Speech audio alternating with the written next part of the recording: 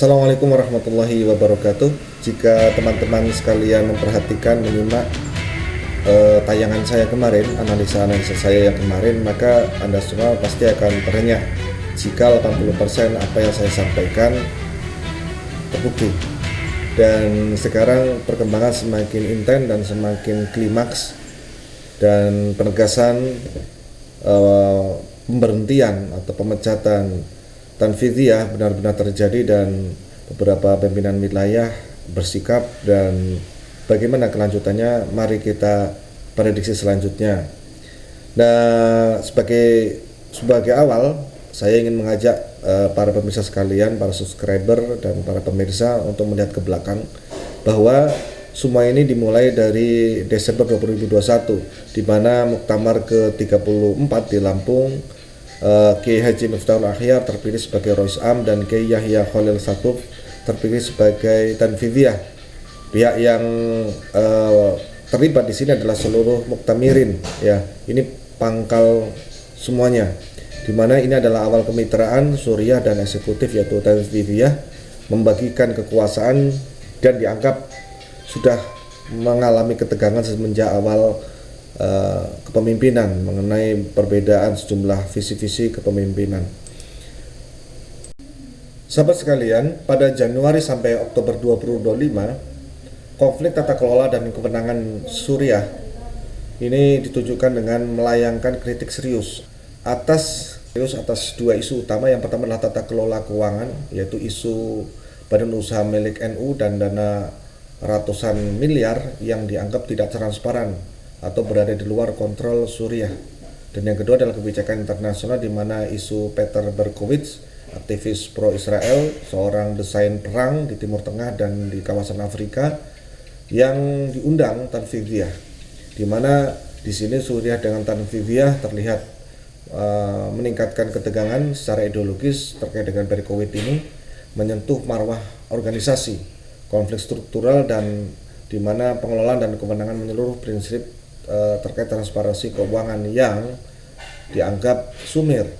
Kemudian pada awal November 2025, Suriah mengesahkan peraturan perkumpulan atau PP yang baru tentang pedoman pemberhentian pengurus, di mana PP nomor 13 tahun 2025 dan penyelesaian perselisihan internal, yaitu PP nomor 14 tahun 2025 yang dilakukan oleh Suriah. Ini dilakukan guna mempersiapkan landasan legalitas organisasi yang kuat atau konun untuk melakukan tindakan disipliner tanpa tergantung pada anggaran dasar yang masih bersifat umum, belum teknis.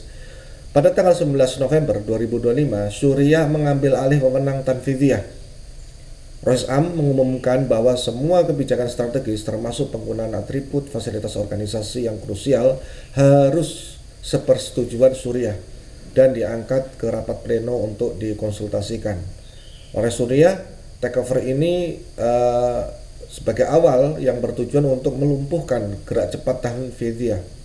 Ini adalah sinyal ultimatum keras bahwa Rois Am menggunakan otoritas sepenuhnya.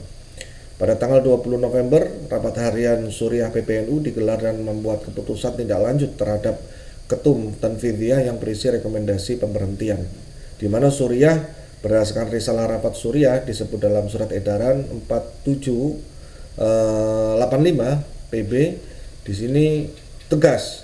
Maka pada tanggal 23, 3 hari kemudian, pada 23 November, Gus Yahya menerima dan membaca salinan risalah rapat harian Suriah, di mana pihak Tanfidziyah mulai menyusun strategi pembelaan diri, mempertanyakan legalitas prosedur rapat harian Suriah, di mana Tanfidziyah ini termaktub di dalam surat edaran 4785. Kemudian pada tanggal 24 November, PBNU Jawa Tengah mengajukan permohonan islah jam'iyah kepada PBNU melalui surat 189-PW.02.A 2025, di mana PBNU Jateng atau PBNU Jawa Tengah menyatakan sikap menyerukan rekonsiliasi, mencerminkan kekhawatiran para kiai-kiai di basis akar rumput terhadap perpecahan, dan meminta penyelesaian sesuai dengan ADART.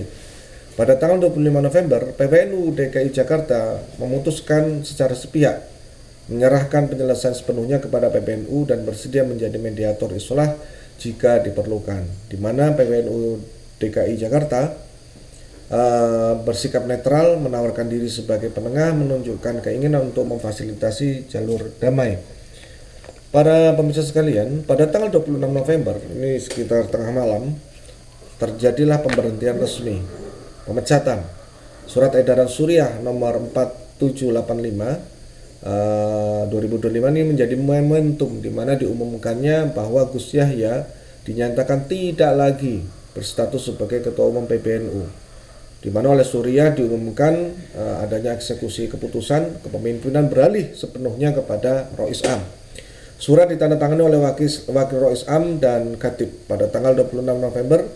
PBNU Daerah Istimewa Yogyakarta juga mengeluarkan pernyataan sikap melalui surat 25 PW tahun 2025, di mana PBNU DIY ini menyatakan sikap untuk menjaga stabilitas di wilayah, fokus pada keselamatan organisasi dan penyerahan penyelesaian pada PBNU. Lantas bagaimana kita menganalisa pokok permasalahan dan implikasi legalitasnya? Dalam sudut pandang struktural, ada permasalahan utama yaitu supremasi versus eksekutif, di mana Suriah menilai Ketum Tanfidiyah telah melampaui batas kewenangan Suriah dalam manajemen strategis dan komunikasi internasional, dipandang sebagai upaya pelemahan posisi Kiai Sepuh, di mana dasar legalitasnya adalah ADRT PBNU, ada ADRT NU, di mana pasal-pasal yang menegaskan Suriah sebagai lembaga tertinggi legislatif dan pengawas, di mana keputusan Suriah mengikat Tanfidiyah. Implikasinya, kekuasaan eksekutif Tanfidiyah kini berada di bawah kendali penuh Rois Am yang harus segera membentuk pejabat ketua umum atau PJ Ketum melalui rapat pleno. Kalau kemana saya prediksikan adalah Kiai Zulfa.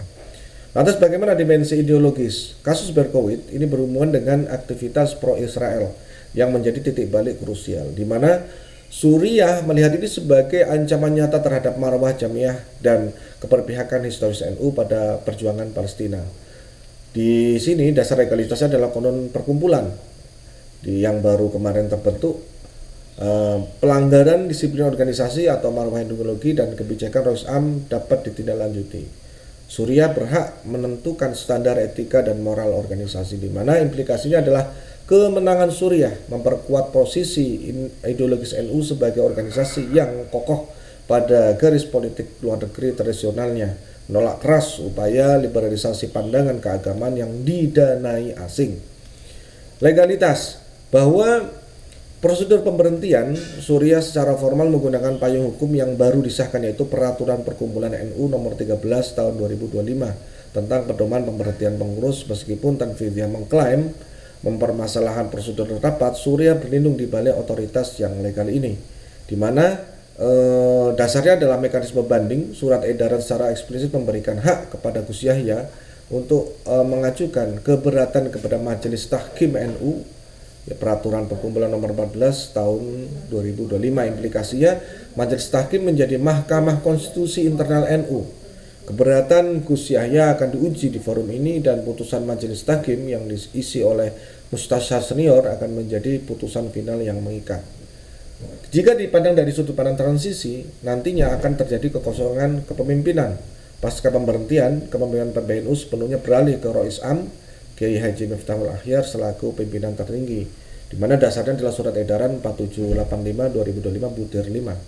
Nah, implikasinya Rois Am kini memegang kendali penuh atas organisasi, mengawasi proses transisi dan memastikan kestabilan organisasi.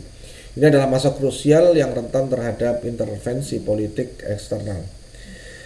Jika kita amati, polemik PBNU ini bukan sekedar konflik personal antar dua figur sentral, melainkan pertarungan mendasar mengenai model kepemimpinan dan arah organisasi NU di abad kedua 2026 hingga seterusnya, di mana faksi Rois Am konservatif ideologis. Faksi ini memenangkan pertarungan struktural dengan berhasil menegakkan Khitah NU 1926, di mana menjaga NU dari politik praktis dan pengaruh modal. Kemenangan ini adalah upaya Block to Basic mengembalikan organisasi kepangkon tradisi ulama atau pesantren yang memegang teguh marwah dan keilmuan. Faksi ini diuntungkan secara struktural dan moral. Yang kedua, faksi Ketum Tanfidiyah, progresif, ekspansif. Meskipun kalah, Pandangan faksi ini mengenai perlunya modernisasi tata kelola, ekspansi jaringan internasional, dan pengembangan aset ekonomi dibuktikan dengan hanya BUMNU dalam hal ini mengelola tambang tetap menjadi agenda penting sebenarnya. Namun ambisi ini dinilai terlalu agresif dan membuka peluang pengaruh politik atau bisnis yang pada akhirnya ditolak oleh Suriah. Implikasi jangka panjangnya adalah pembaharuan kepemimpinan, di mana keputusan Suriah memberhentikan ketua umum adalah tindakan radikal dan krusial yang menciptakan presiden baru di mana DNU kekuasaan tertinggi mutlak berada di tangan ulama Suriah, bukan di tangan eksekutif Tanfidiyah, di mana juga terlihat pembersihan tata kelola. Era transisi ini akan digunakan untuk melakukan audit total dan pembersihan dari kebijakan-kebijakan Tanfidiyah sebelumnya, terutama yang terkait dengan isu keuangan dan konsesi bisnis. Arah majelis tahkim ke depan, penyelesaian polemik akan dipindah ke majelis tahkim yang akan menjadi panggung akhir untuk menguji kekuatan hukum dari peraturan perkumpulan yang baru. Hasil putusan tahkim akan menentukan masa depan legalitas pengurusan PBNU. Maka secara keseluruhan polemik ini memastikan bahwa NU akan memasuki era konsolidasi internal, pemurnian ideologi, dan penegasan kembali supremasi Kiai Sepuh, sebuah langkah yang dianggap esensi untuk menjaga independensi organisasi. Sahabat-sahabat sekalian, Majelis Tahkim adalah entitas yudikatif atau peradilan internal yang dibentuk berdasarkan peraturan perkumpulan nomor 14 tahun 2025 guna menyelesaikan perselisihan internal di tingkat PBNU. Kebutuhan ini sangat mendesak untuk membentuk Majelis Tahkim pada saat Kiai Yahya Khalil Stakuf menggunakan haknya untuk mengajukan keberatan terhadap surat pemberhentian tersebut. Urgensi pembentukan Majelis Tahkim yaitu satu, melegitimasi keputusan akhir. Meskipun Suriah memiliki kekuatan struktural tinggi, keputusan tahkim diperlukan untuk memberikan legitimasi hukum organisasi yang tak terbantahkan. Ini mencegah gugatan lanjutan ke pengadilan umum dan menjaga otonomi NU. Sahabat-sahabat sekalian, yang kedua adalah bahwa dengan adanya majelis tahkim ini, kepatuhan pada konun, pemanfaatan majelis tahkim menunjukkan adanya kepatuhan PBNU terhadap prosedur internal yang baru dibuat. Ini membuktikan bahwa Suriah tidak bertindak sewenang-wenang, melainkan sesuai dengan konun atau hukum organisasi. Yang ketiga, meredakan konflik. Majelis tahkim yang diisi oleh kiai senior yang netral berfungsi sebagai arbitrase moral dan hukum yang diharapkan dapat meredakan ketegangan di akar rumput PWNU, PCNU, dan mencegah perpecahan. Bagaimana kriteria dan sumber fungsionaris? Fungsionaris majelis tahkim harus memenuhi kriteria tinggi, terutama netralitas, otoritas keilmuan, dan pengalaman kepemimpinan. Mereka direkrut dari jajaran mustasyar dan Suriah senior. Kriteria ini seperti apa? Pertama, netralitas tinggi. Kebutuhannya, kenapa ini penting? Karena harus bertindak sebagai wasit, tidak memiliki kepentingan faksi, dan ini sumber potensialnya dari mustasyar atau dewan penasehat. Yang kedua, kriterianya adalah otorisasi fikih, di mana fungsionaris ini harus mampu meninjau keputusan pemberhentian berdasarkan fikih siasah, hukum tata negara Islam, dan fiqhul jam'iyah, hukum organisasi. Ini bersumber dari kiai-kiai senior yang dikenal ahli dalam bahsul masail. Yang terakhir adalah kriterianya adalah karismatik dan wibawa. Keputusan harus diterima tanpa protes oleh seluruh warga NU termasuk yang pro Gus Yahya, di mana sumber potensialnya adalah kiai sepuh yang memiliki basis pesantren besar dan berpengaruh. Prediksinya siapa majelis tahkim ini diisi oleh pertama ketua majelis tahkim yaitu Kiai Haji Ma'ruf Amin sebagai otoritas tertinggi, sebagai mantan Rosam dan kini wakil presiden. Mantan wakil presiden memiliki wibawa moral dan politik tertinggi, menjamin keputusan yang saya yakin akan dihormati.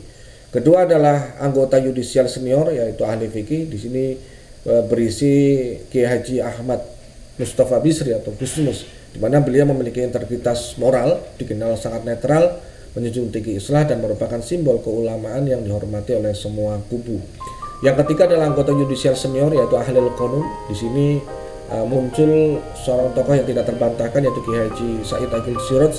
Pengalaman tata kelolanya sudah tidak diragukan lagi sebagai mantan ketua PBNU 2 periode, sangat memahami seluk-beluk ADART dan konflik struktural di PBNU. Yang terakhir adalah anggota yudisial regional, di mana di sini saya memunculkan Kiai Haji Nurul Huda Jazuli sebagai tokoh kiai dari Jawa Timur sebagai perwakilan basis massa. Penting untuk memastikan legitimasi di Jawa Timur sebagai basis massa terbesar NU sehingga putusan bisa diterima oleh PWNU dan PJNU. Majelis Hakim dengan komposisi para kiai mustasar ini akan menentukan apakah keputusan Suriah tanggal 26 November 2005 secara sah, konun atau harus dibatalkan, yang akan berdampak langsung terhadap kelanjutan muktamar dan penyelenggaraan musyawarah luar biasa. Secara keseluruhan, Majelis Hakim adalah titik penentu akhir dalam menguji kekuatan hukum dan menjaga kesatuan organisasi di tengah krisis kepemimpinan di PBNU. Kita sudah melihat analisis, kita sudah melihat perkembangan yang ada. Bagaimana menurut Anda? Dan mudah-mudahan prediksi saya ini tidak meleset sebagaimana sebelumnya. Saya akhiri, dan sekali lagi saya tunggu komentar Anda untuk perbaikan NU semua. Tentu siapa yang tidak sedih, siapa yang tidak mengalirkan air mata melihat sengkarut yang ada.